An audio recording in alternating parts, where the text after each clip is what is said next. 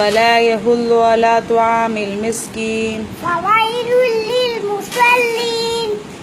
فصل لربك وانهر إن شانك هو الأبتر كلا لينبذن في الحطمة وما أدراك ما الحطمة وأرسل عليهم طيرا أبابيل ترميهم بحجارة من سجيل يوم يكون الناس كالفراش المبثوث وتكون الجبال كالعهن المنفوش يومئذ يصدر الناس أشتاتا ليروا أعمالهم فمن يعمل مثقال ذرة خيرا يره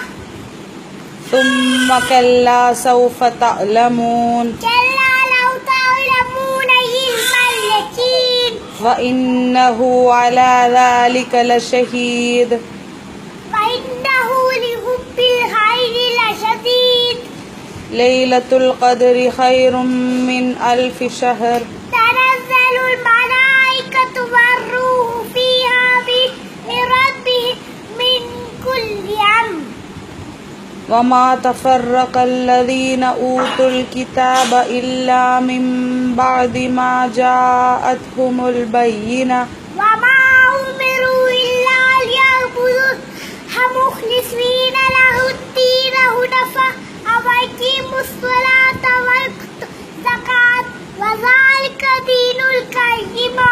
يوم يكون الناس كالفراش المبثوث وتكون الجبال كالعهن المنفوش إن الإنسان لفي خسر إلا الذين آمنوا وعملوا الصالحات